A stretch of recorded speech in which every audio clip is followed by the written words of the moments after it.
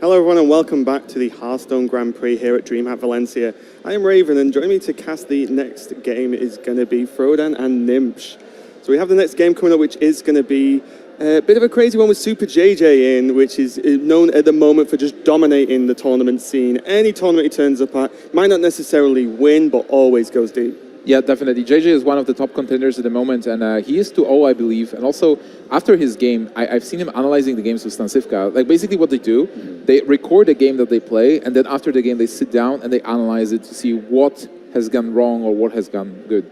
Yeah, JJ, I think, is one of the best players to break out really towards the end of 2015. I think people really had him on his radar already as a rogue specialist, and then when he started competing in events, people realized that he was one of those players that if you do give him chances, he will impress more often than not. And very few players have that to their name. They have a few good events, maybe they made a deep run, maybe they do have some good reputation for ladder finishes. JJ has all of that. He has consistent ladder finishes, and he's also placing or winning a lot of events. Just in the past 7 or 8 months alone, I think JJ might be even the most winning player, along with players like Tyson, Hoy, and Sixo. Some of these guys are like really good. Yeah, I think as well in Swiss specifically, he just seems to excel. Like, he's one of the players who can go through, a ton of matches in a day and still come out on top. The guys who have been interviewed earlier, we talked about fatigue setting in in this type of format, but it just doesn't seem to bother JJ. He just seems to excel and continue to perform. So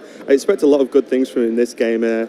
He is against a relatively unknown player, though. So we should feature them once in a while. I think while we try to tackle some of the more known players or semi-known players, we do want to remind people that it is open for people to register, and a lot of people from the local Spanish community are playing here. So it's cool to see Safo here to try to see if he can take down one of the established names, because that's ultimately what Hearthstone becomes accessible, that it is a fighting chance. Like, it's not 0% chance, not even 10%. It's much higher than that. As long as he's a capable player, we do see sometimes the occasional upset. Yeah, I think the mindset is as well, Nimsh, that you, as a player in his position, you've got like everything to gain. Like, if you take down JJ, especially on stream in a big tournament like this, like, it's definitely going to boost your career if it's something you actually want to take forward and take seriously. Exactly. Also, a lot of people don't realize that those local players, they just sometimes don't have the money and are not able to travel to those big events. So when a big event happens in your backyard, you just go there and shine and show your skills. So it's really possible that we have a lot of great players here that just didn't have an opportunity to play in any other tournaments before. I think, well, I mean, it could be that. I mean, I'm not refuting that, but I think a lot of times it's people who just really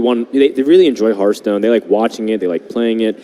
Events happening relatively local, maybe it's on the other side of the country, but whatever, you make the trip out. You actually do pretty well, and you're like, well, you know what, maybe I will try to pursue it a little bit more seriously in that case. That could be the scenario here. Maybe he's doing well. Right now he's 2-0, and if he continues to do well, maybe he does have that inspiration to keep going further. Until then, it's kind of a casual experience that he spends, a decent amount of hours per week, but it's not something he's completely serious about.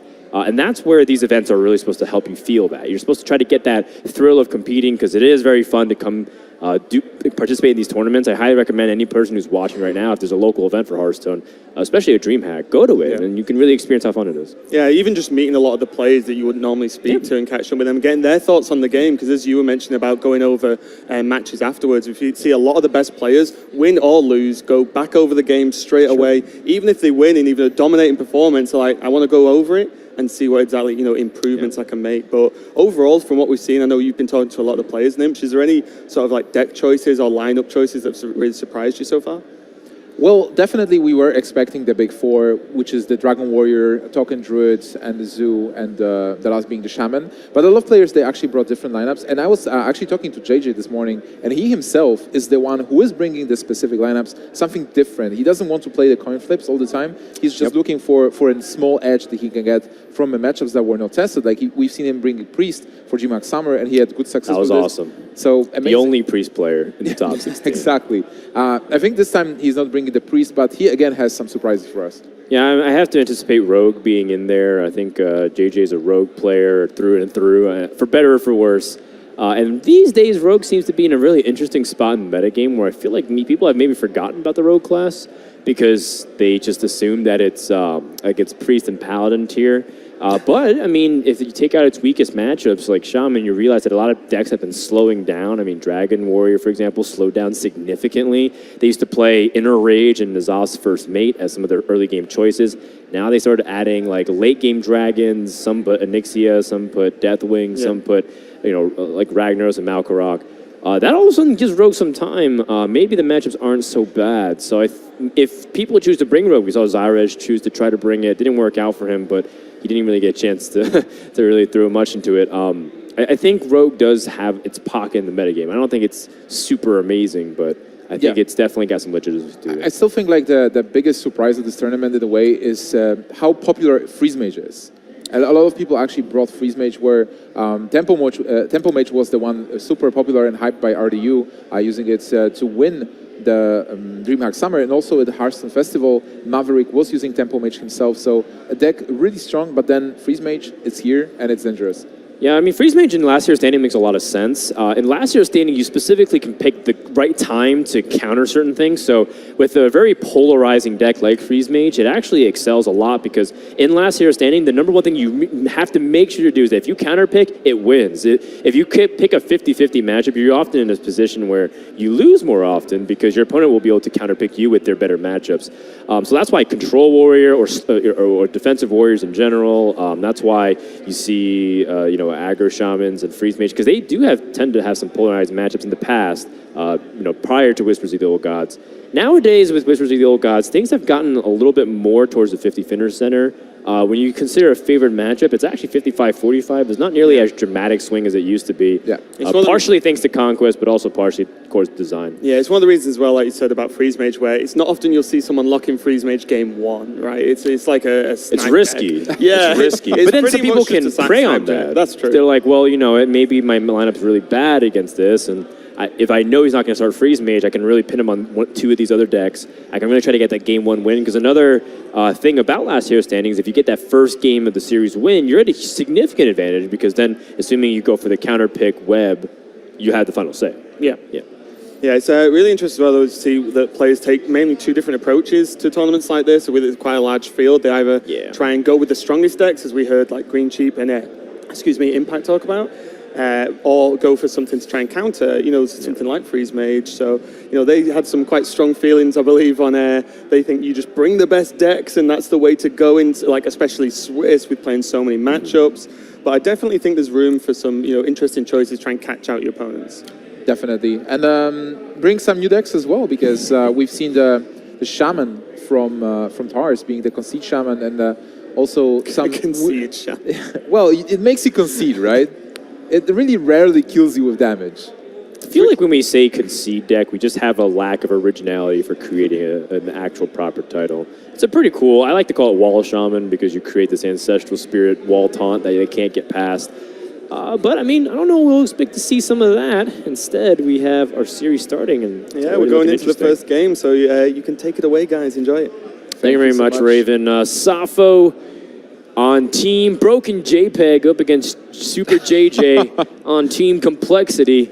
I like the fact that Safo, like it's pretty awesome that he's sponsored by such a really popular. It's really popular brand. Definitely. I see that all the time whenever I'm trying to load internet overseas. I would like to see Safo, specifically from the hotel. Definitely, yeah, it does show up a lot of times. But I would like to see Safo in the future drop to 20, like JJ. He was SuperJJ 102, and he grown up. Like he doesn't use the number now. Yeah, it could be the fact that he is 20. Maybe. Well, I was thinking his birthday, but I don't think you're born on February 0th. Probably that would be really impressive and very special. We don't know the bans yet, but we know the matchup, which is Cthulhu Druid from JJ, so a deck that we didn't talk about much, but it's still in the metagame, it still exists, versus the Tempo Mage. Yeah, Cthulhu Druid is also a very interesting spot. People have been looking at Yogg Druid to be one of the better variants of Druid these days, but Cthulhu Druid still very much has powerful matchups, specifically against Hunter. I think that's like the best counter to Hunter outside of Aggro Shaman. And it's peculiar that JJ choose to broad it, but once again, trying to adapt to the metagame, and when you ban Shaman in one of the more problematic decks in the metagame, it just opens up more flexibility for you to like have specific counters to stuff. Maybe he's trying to kill warriors, maybe he's trying to kill the Zoo Warlocks. And Cthulhu Druid is not bad. It's definitely one of those decks that just has its own agenda, and if you can't adapt to it in time, it just rolls you over. Yeah, it's definitely a very strong deck with big taunts, and we've seen it DreamHack Summer. Both Orange and Hoy were playing the deck, and they got really far in the tournament. No, it's certainly not weak. It just doesn't seem wildly impressive. It doesn't necessarily play onto the board nearly as good as some other decks that are able to ramp out. Like Yagdru can still do this, but they can still ramp out minions very fast, but they also have even more explosion because they have Savage Roar versus Cthulhu Druid just feels like if you can't fight back onto the board, you have to fight on the board very honestly, just through minions like 4/10s and just drop the biggest minions you have. So here, an awkward turn for JJ because you have 4 mana, you can go up to 6, which doesn't help you do anything really. Can you? You could innervate Nourish for 2 extra crystals and play the Disciple of Cthulhu, but that doesn't really allow you to play anything on 7 mana, and it doesn't even kill off the Water Elemental. So it is pretty awkward. So you can also like... I mean, I don't mind killing the Water Elemental either. With the Innervate, you probably don't want to use Innervate here. You want to keep Innervate for Ragnaros. Oh yeah, certainly, because you're going to be able to draw cards with Nourish, but I think like the most thing that you have to really worry about is with Tempo Mage is leveraging minions onto the board. Because from this position, that's when they play Flame Waker and they use like mirror images. You can't really get past it, and then all of a sudden minions are hitting you a lot. But then the coin is actually not in the hand, so this hand is not that good for Tempo Mage yet. Yeah, it's not. And Tempo Mage, you know, I feel like we shouldn't really call it Tempo Mage nearly as much. I just feel like it's more of a mid-range mage, and I know this debate has been going on for a long time within our community about proper nomenclature of decks. But it's true. I've seen a lot of Tempo Mages. A lot of times the correct play early on is to leverage your hero power a lot, save your cards, and then go for this immediate... Big tempo play? Yeah, big tempo swing. But it doesn't mean your deck is entirely dependent on that. I mean, sometimes you do curve.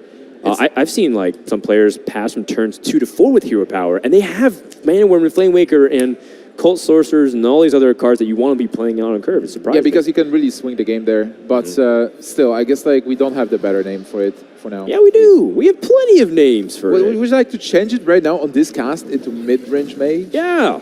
Be the agent of change you want to see or whatever Gandhi said. Tempo mid-range mage? Anyways. Innervate Ragnaros, extremely powerful if your opponent can't deal with it. Sniping the Water Elemental would be also good, reducing his ability to knock it down. So, how do you actually kill it now without Fireball? I guess you just have to let it live. Oh my goodness. You have 7 damage with... No, actually, no, you don't. Yeah, you only can do 6 damage to Ragnaros right now. I mean, the good news is the Clamber Axie Weaver is frozen, so if you play smaller minions, Ragnaros might be able to hit one of them. I mean, Mana Worm and Azure Drake makes sense there on paper. It doesn't feel like Sorcerer's Apprentice does anything incredibly well. All right, looks like he's going to just start hammering it away. It's another small minion on board, but you're not in the best spot. I would probably like Azure Drake a bit more here. Yeah, I think the problem with this play is that if your opponent clears it, you're still stuck in the exact same position. You just have to play Azure Drake next turn and then use Arcane Blast, which is okay again, but then, you know, you're losing out on your ability to draw deeper into your deck ultimately and control the board. Yeah, that's why I kind of like Azure Drake, because just being stuck with 2 in your hand, it's not the best. It's just so clunky mana-wise. I don't think it's necessarily that bad of a spot if one of these minions did end up living, but it looks like it's okay. Because, you know, either one, like the Sorcerer's Apprentice or the Mana Worm, it's going to get some work done. But still, good situation for JJ anyway, with 2 big Klaxis. And Klaxi is an interesting card overall, because a lot of people started cutting it from the Cthulhu Druid, but JJ is playing 2 of them. Yeah, cutting it in general seemed to be, you know, it just allowed you to do more powerful stuff instead of just like the normal minion pressure. You know, sometimes you're just stuck with 4/10s, but you need taunts or you need burst. Yeah, and like people play Fandral, I think, in some versions. And then you just don't have the space for like... Yeah, Fandral is... How do you not play Fandral? He's like one of the... Okay, he's one of the 5 best cards in the expansion. You have to say it. I do agree, yeah. There's no way. Like Fandral, him, along with Yogg-Saron Call of the Wild, Veclor. N'Zoth. Cthulhu is really strong, but like definitely Fandrill's up there in terms of game defining cards. We're just like, well, if I don't kill this card, I just lose. Speaking of which, here's one of them. Cthulhu comes down with a chance for lethal, and there it is. Yeah, nice lethal, and there was also innervate with the hero power. So JJ takes the first game with the Cthulhu Druid. Oh, that's right, he did innervate, so he had guarantee lethal. So job well done there from JJ, taking down the Tempo Mage, which was never really able to establish the board control. I do think that JJ just curved out pretty well there, but one thing to keep in mind is that this is what Tempo Mage can struggle with, and that's why a lot of players are always on the fence about it, because your win rate starting with Mana Worm on turn 1 is so dramatically different from it not having it on turn 1. Well, a lot of people actually like even keep the Mana Worm in their hand. Like if you're able to go with Mana Worm, yes, but then versus Warrior sometimes just keep it in your hand. Right, and you don't play it. Yeah. I thought you were saying some people just keep it in their hand for the mulligans. I'm like, yeah. Well, yeah, good old they do. No, it's true.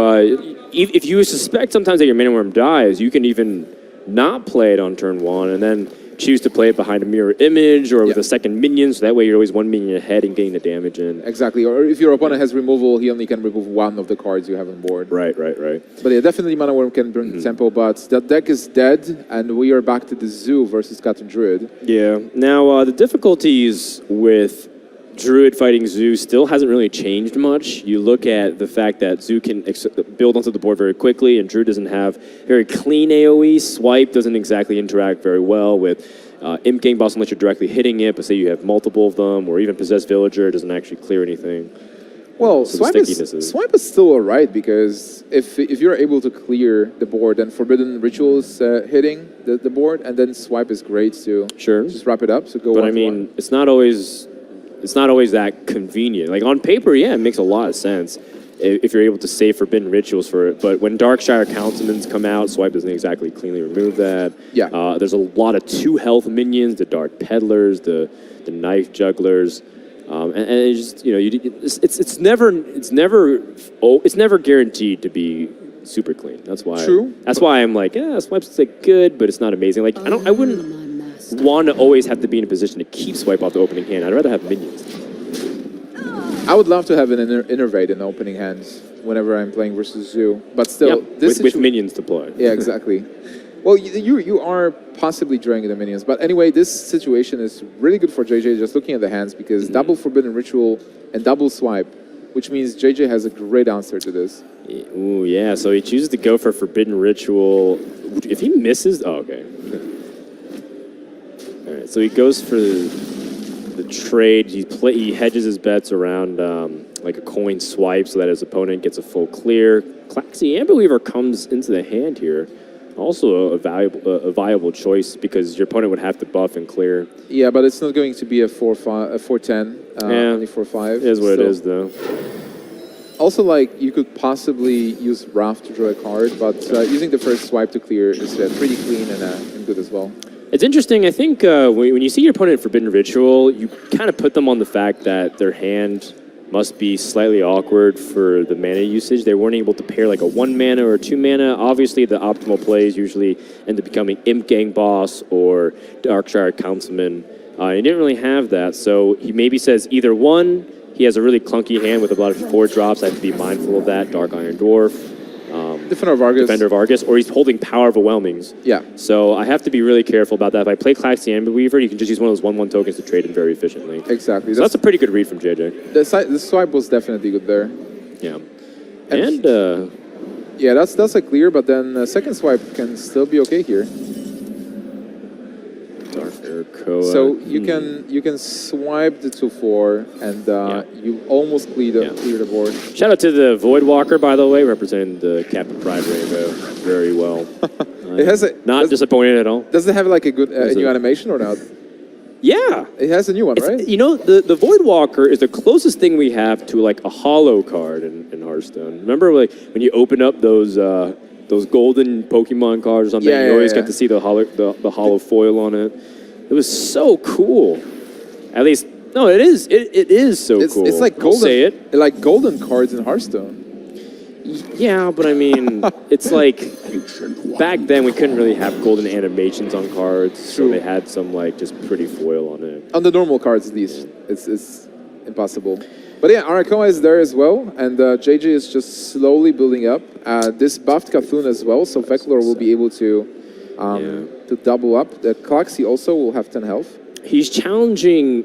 Sorry, the Dark Arakoa is just challenged on board through 7 power right there. If there's a single buff, then one of these minions will survive. In this case, the worst case scenario, Direwolf Alpha is very, very good against the 5/7. So he's thinking about a possible innervate Rav or innervate Hero Power, but then on the next turn he will be able to innervate Azure Drake and Calaxy at the same time, or maybe even speed up Cthulhu if he gets it. yeah, I think you're somewhat happy if your opponent trades your entire board into it. And if you innervate Wrath, I want Wrath to draw a card because of how your hand needs to continue to pound on yourself. Like, yeah, if you Wrath for 3 and you kill like Defender of Argus, then you're essentially just making it like still killable because he has to do +2 damage, which Zoo can do very easily. Yeah, it should be easy overall, and it's not easy to draw cards in Cthulhu Druid as well. Yeah. Yeah, your card draw source, especially because you only run 1 Nourish on average. Probably, yeah, one Nourish, maybe double Azure Drake. Yeah, it's unlikely you can draw very effectively to Cthulhu, which ultimately is one of your main winning conditions against this deck. Because what can Zoo do against the Cthulhu? Like, really? Cthulhu drops in, clears the board, and it just stays there. It can Void Walker Taunt and Pray. That's pretty much what it usually does. But, I mean, assuming the game goes that long, we're still several turns away from seeing Cthulhu being played. Well, double swipe was used, so it might be troublesome to clear this board if there is no Raven Idol in the deck, and he might not be playing the Fandral Raven Idol version. Yeah, imagine if he still had a swipe and Azure Drake just comes in here, barreling its Blue Giant's claws, and you innervate that swipe. That would have been game over. Yeah, that definitely, but no swipe here, so you can still go for Azure Drake to see what you draw, and then innervate Calaxy to the board, but I like killing the Direwolf Alpha as well. So I like Calaxy Amber Weaver, Twilight Elder, innervate Wrath, because the Direwolf with 5 minions on the board next to it, that's just so threatening, and it almost makes your 4/10 half that. Yeah. It actually might as well be a 4/5 because the way trades go into it.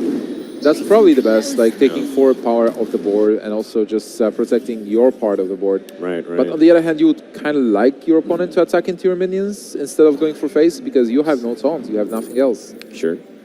Young Priestess or Archon Squire chooses to go for Mortal Coil. I guess he just wants to cycle. I'm definitely okay with any of those choices because he's just going to play the board control game. I'm not sure I like it actually. From Zul perspective, I don't know which version is he playing. Is he playing Doomguard or Leroy? But I would definitely like to see him going for face and not trading it. It doesn't matter how big Cthulhu is. Like when Cthulhu is being played, you lose anyway, probably. And it's still like some time till Cthulhu is being playable because we are at turn 8. Okay. That's a pretty fair argument. I think there's not much that Drew can do without swipes. I mean, that's one of the downsides of using swipes pretty early. One of the downsides of JJ trading swipe for just a Forbidden Ritual. However, you can't really foresee that the board would expand in this fashion. So JJ chooses to clear up 3 minions here. He's got 5 power plus 4, so that's 9. So another Power Overwhelming will end it here for Safo. He's looking for just now 2 more damage. Yeah, so Defender, Doomguard is enough. Yep, so ends up being able to push out. He's got plenty of damage. Yeah. Because he could squeeze it all in mana-wise. But this is kind of the expected result. This is why the counter was available to him. And JJ does have a couple of decks stored up. That Rogue most likely can come in here and take down the Zoo, but we'll see. Yeah, Rogue versus Zoo is awkward. And also there's the Warlock from SuperJJ that we don't exactly know what it is. I have some assumptions, but I talked to him before, so I don't want to spoil anything. But overall, well, you cannot ban Shaman and Zoo, and Zoo is one of the strongest decks right now. And I think most of the players in this tournament, they are actually banning Zoo and trying to counter Shaman instead. So I think if you ban Shaman, it kind of heavily leans towards being Arena Warlock from JJ. I think That's probably likely, and if that's the case, then you almost certainly have to pick Rogue because Reno Warlock versus Zoo has definitely gone very much in the Zoo favor recently. It definitely feels like with all this AoE available, like Demon Wrath and Hellfire and Shadow Flame, you should be able to handle Zoo's pressure, but that doesn't always be the case. Yeah, like most of the time, Zoo can actually like build up a board in the early game, deal some damage to you, and then you have to spend your resources on like just trading this board. And then they have you in range, and if you don't have Reno Jackson, you just lose there. By the way, I feel like Flame Imp and Voidwalker should switch art because Voidwalker's the one with the big muscles, and Flame Imp kind of looks like, one of those small imps. He definitely looks underdeveloped, like he doesn't go to the gym. He kind of looks like one of us Hearthstone players. Voidwalker is kind of like the Call of Duty, MLG, even the CS:GO guys like Fukazoid, and then we have like honestly, the Hearthstone players like the Flame Imps, the Possessed Villagers. That's more of us. I would like to take you to the WoW TCG lands. In WoW TCG, Voidwalker with that art had 3/5 stats. And really? Was it 1 mana? No, for free mana, but it was like a 3/5. Oh, 3/5 taunt for 3? Yeah. That's pretty good. Yeah, it was a really good taunt. That's really good. And it actually like looks like a Voidwalker then. Like you see it's being beefed, right? Yeah. I mean, he probably skips leg day, but Voidwalker still is very much jacked. Definitely. Yeah. And this matchup is, it depends. Like whoever has the coin, definitely backstab plus SI7 can give favor to Rogue. Fan of Knives also being a good response to Ritual. But we'll see. What do you think about Zoo's situation here? Well, I mean, normally Zoo just tries to follow along its curve. The disruption really comes in through this. Like, why is Rogue playing an Argent Squire? Argent Squire already starts putting alarm bells up. Like, I know that there was, I think you were actually the one telling me that there was like versions of Tempo Rogue coming out there on the ladder. I think China was starting to put it out to push to Legend. And you play some of those classic cards like Defiance Ringleader, Argent Commander, Argent Squire with Cold Bloods. I don't know if that's necessarily the case. I think one Argent Squire might just be to help him handle the early game. Definitely. So it's still possible. It's just a normal Leroy version of the deck with just one Argent Squire. That's cool. Yeah, it's a good tech because Argent Squire versus many decks is just really good to handle the early game. Yeah. Especially because you still run Cold Bloods in the Leroy version. Might be just better than a second ship or whatever. Yeah, precisely. So it seems like JJ is actually being able to take care of his board and be on board himself, which is great for him. And if Zoo is behind, it will be really hard for Zoo to come back versus Rogue. Yeah, I really like this diligence to not, discipline to not use Fan of Knives. Fan of Knives would have guaranteed a board clear, but Fan of Knives is one of your best cards against Zoo. Not just Forbidden Ritual, but all those small, pesky little 2/2 minions that you can also snipe. Direwolf Alpha, Dark Peddler, Knife Juggler, if you have spell power on the board. And he has spell power on board. He also has Azure Drake, just in case. Yeah. But now I think it's a... Oh, wow. Okay. Yes, now we're talking. Please. I mean, now he doesn't have to choose development of minion. He can now play Azure Drake, and he can clear the board, which is just really strong. Not to mention that he also cycles, and also that he gets some initiative by pushing damage onto the board. You can just see Safo's not looking very comfortable right now. There is a Doomguard. Okay, that was a good draw. Yeah. If he didn't have that, and he's just playing like Darkjar Countsman and Life Tap, that would be so sad. He's in huge trouble. So you play Doomguard and you probably have to trade into the 4/4. Yeah, this is not something you really want to do overall because he knows that he's losing this matchup. Like versus Rogue, you want to go face with Zoo and just catch the Rogue without health and finish it off with like power overwhelming attacks. But right now he's out of cards. And this is really easy to kill as well. Yeah. You can just play...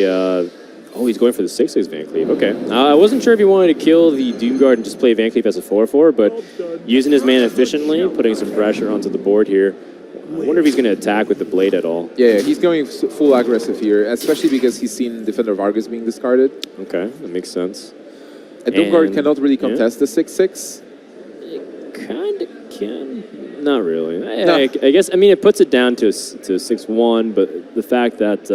you have to have a Mortal Blood Coil Mage, to be actually able to kill it on the turn you play Doomguard. Yeah, if only you're able to flip that Doomguard somehow with the Crazed Alchemist, but it wouldn't work that way even if you had the mana. So does he life tap here for a better answer? Oh, goodness. He's just trying to develop the Oh, board. goodness. Basically, what Safo tries to do is trying to say to JJ, hey, JJ, can you please attack into my minions? Man. But JJ knows better. Yeah. Well, he can actually still attack. No, but he will lose the Edwin to Doomguard. This is 7-10 damage. He's almost there. Yeah, I'm trying 17, 20. Yeah, put him down to 20. Or so put him down to 1, right? Do you want to? You probably don't have to do it this turn. But you have so many draws to finish the game after that point. I kind of like attacking with the weapon into the 2-2, going face for 7, and then just weapon up. Because then you like force your opponent to go with the Doomguard and the Councilman into Edwin. And your opponent will be at what, like 7 minus, that's 14. I really like playing Leroy, man. What you could do is you could trade the Thanos into one of the 1/1s. Yeah, and then make it awkward. Oh my goodness, backstab, just to make it more complicated. And then you can just push all this damage, put him down to 2. I like that a lot too. That's good, that's good. I like it as well. Basically just say to Warlock that you will not life tap. You have Doomguard in your hand, I know, and Doomguard is not really doing much. Like if you want to kill Edwin, you need to run 2 minions into it. You will not be able to kill Leroy. Wow, are you serious? Defender Vargas. I mean, he can't tap, but that was the only card that could save him. Yeah, that actually solves this a bit because you just kill Leroy with the 2-2 and you go face for 6.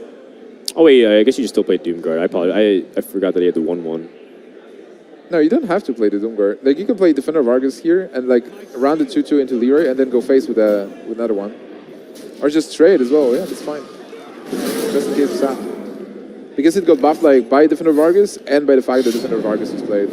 Well, yeah, I was trying to weigh if he needs because it couldn't kill the 2-2. Yeah, the 6-2. Yeah. He needs a Void Walker now. Yeah, he needs something to defend it, but he can't. I mean, Rogue didn't even necessarily need the minion, just needed to pray that Zoo didn't have a taunt. So. Yeah. Yep, that wraps up the game. So JJ takes the lead of, again, a crucial game, but so far everything's going according to the plan. Now, Safo has only 1 deck left. It's a Warrior.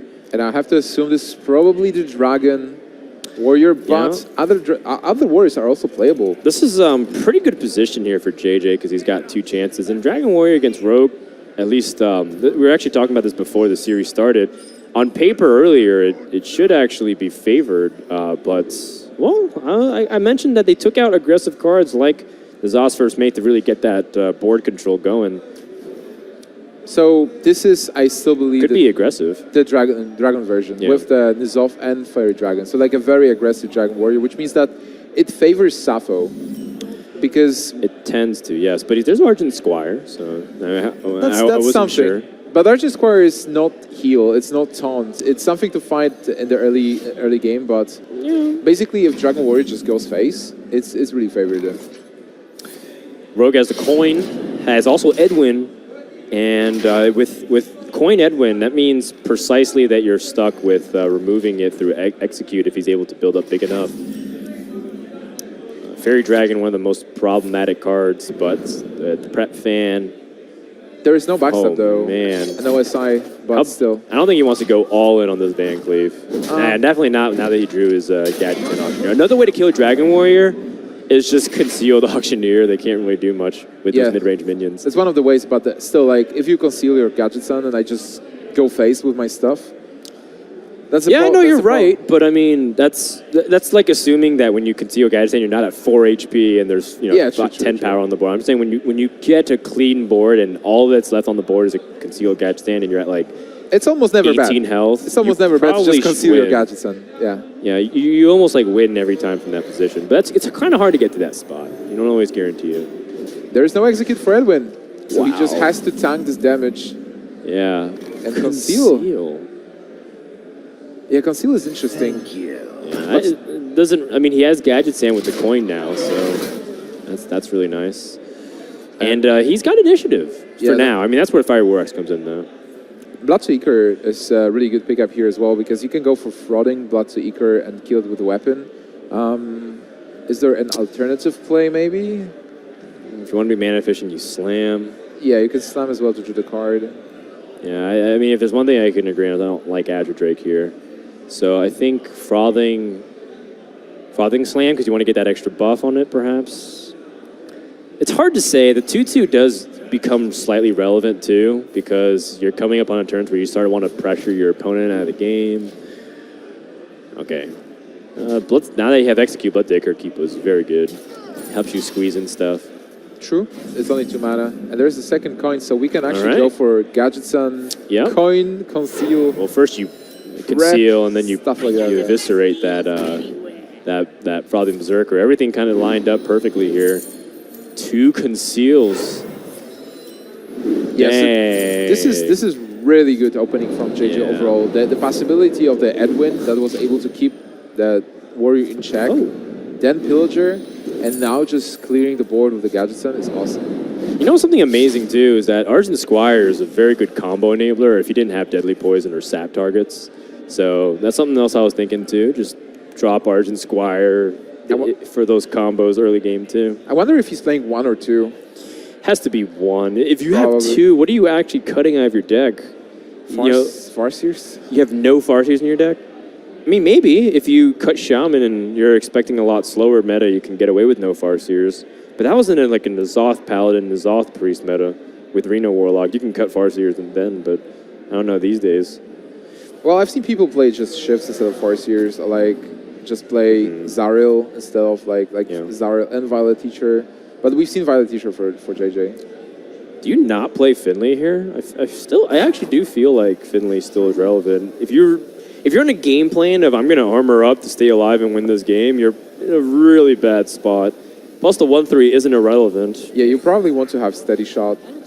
Like Life Tap may be too dangerous. Ooh, yeah. I don't think card draw is your weakness right now. I think you're just worried about dying. Yeah, your health. Is that death? 4, 8, 12, 15. That's a lot of damage there. Yeah, he's pretty close. If he draws another Eviscerated off this Cold Blood, I think that should be it. I mean, he's going to conceal again. And there's no answer. Yeah. Literally no answer to be able to stop that. Hey, you could even squeeze in the Squire. The only answer, I believe, is the Twilight Guardian, but there's... Yeah, usually on 8 mana, you have that Ragnaros ability to go for that 50-50, but in this position, pretty bad spot to be in. Yeah, I don't mind dropping that little Squire. Because then that means your hero power plus the SI would also be lethal for the following turn, too. Yep. I'm completely okay with this. JJ is so patient, by the way. Just look at his face. He's like, yeah, I got this. This is easy game. Ooh, and that's lethal. Yep. Found it. Job well done. The Miracle Rogue, once again, coming in the pocket, where I don't think Rogue's really a bad choice for the metagame right now. I think Rogue actually seems to be a very good choice if you choose to ban Shaman. Well, you know, Rogue is this class that at some point people forget about it, and then it just comes out of the shadows and takes the tournament. And we had that at Insomnia. Raven is with us. Do you remember Insomnia? We had I'm really glad you didn't go for a Shadow Strike pun there. I do remember Insomnia, yeah, but that set overall was just crazy. Just JJ again showing dominance, and then with his signature class as well. It's just not even unexpected at this point, let's be honest. It's already 2 things that are slightly unusual for what we see. I think a lot of people expect the core 4, so to speak, with Shaman, an aggressive Shaman of some sort, Zoo Warlock, Dragon Warrior, and then, of course, the Yogg Druid. But he's already mixing it with Cthulhu Druid. JJ's actually joined with us on the... What is this? How are you doing, man? The chairs. We don't have a couch. We don't have a desk. The casting area. So, JJ, you have 3 hosts interview you. How do you feel about it? What, 3 hosts interviewing? Oh, it was like... Yeah, definitely not 3 analysts. Let's make that How are you doing, guys? You having a good day? Oh, we're being interviewed. Okay. Oh, you're interviewing us right now? No. Great. You want to interview us, JJ? I mean, we are all... Come on. Okay, Frodan, how do you like the decks, like the meta so far? Like, did you expect it? Did you expect it? I expected Rogue from what you are. What I wasn't expecting was Cthulhu Druid. That surprised me significantly because I think a lot of players have fallen in love with the Yogg Druid, or, you know, maybe not in love with the Yogg itself, but the token Druid approach of it. They feel like it's too good of a deck not to bring, and you chose to bring Cthulhu Druid. Why is that? Now it switched around. Okay, let's do it. The Cthulhu Druid, yeah, it is pretty good. Like, I think it lost against Sue because I did one misstep like the swipe, but I think it should have been one. I think it's just nice. It's decent against the Dragon Warriors, against the Suloks, and does also well against the Druids in Mirror as well. I think it's a fine pick. Also, like you have to consider, like you have a really draining Swiss stage, so it's like the whole day, and Cartoon Druid is a bit easier to play. No, it's I like that. It took me off guard, so I wasn't expecting that. That's something I talk with Impact and Greenship as well. Like you have to really think about fatigue, like mental fatigue during the tournament. And as obviously like a rogue specialist, everyone pins you out as. How do you feel that rogue actually is in the meta at the moment? Like, do you think it's a deck you would just bring because you enjoy it and you're really good at it, or do you still bring it because you believe it's in a good spot in itself? I mean, the way I was building my lineup, it kind of fit in the rogue. You just have to tack it a bit differently. It does definitely fit. I think it's definitely one of the stronger decks, especially with the Shaman getting weaker because of the popularity of Dragon Warrior. So I think, it's in a decent spot. The only thing with Rogue that is really there, I think it's definitely one of the hardest decks out there to play, and you get punished for one single misstep. You'll just lose. You countered that by bringing Cthulhu Druid, though, so it's fine. You've got one deck that's going to tax you quite heavily, and then you've got one deck that you can relax a bit more. That is true, yeah. And like, how do you feel about this metagame? Because you're never bringing like normal decks. You always find something different, and it actually works out for you. Do you think this lineup, at the moment you're 3-0 in this tournament? Yeah. So do you think this lineup is going to carry you as well, again? I mean, the lineup never just carries me. It's just, I guess it's the lineup and the plays and staying mental fit. Yeah, your lineup carries you, JJ. Yeah. It's not about the lineup. It's not what the hell you play card-wise. That's all lame, just like getting carried by the lineup. All right, I just wanted to like underline the importance of the lineup. The importance of the lineup, yeah. Of course, very important. Like, deck building is underrated amongst the pros. People bring the most standard decks and they're like, man, I lost that coin flip. How did I lose? Yeah, it is like this. You play Dragon Warrior against Dragon Warrior. Who gets the Vorax? Play Druid against Druid. Who gets the Wild Growth? It is not a joke. Like, if you don't want to play like that, don't bring these decks. Yeah, and don't complain because you don't innovate and you don't think outside the box. There are cards and stuff to counter certain things, and I like that it's working out. I love that it's working out for you, man. 3-0 currently. Yeah, congratulations again, JJ. We'll let you go and prep for your next match, but I believe we do have Crane versus Fallen on its way now, as the match is midway through, so we're going to be joining it. JJ's messing it up, man. He wanted to come cast with us, and I said you have to start losing, and now he's winning again. Yeah, the worst thing is he said he would try. He said, yeah, I'll try and get a cast in. You'll lose a little bit, so I've got the time. Doesn't bother. Just wins them all anyway. Thank you so much, JJ. All right, he gives us a thumbs up. So yeah, we have a second match.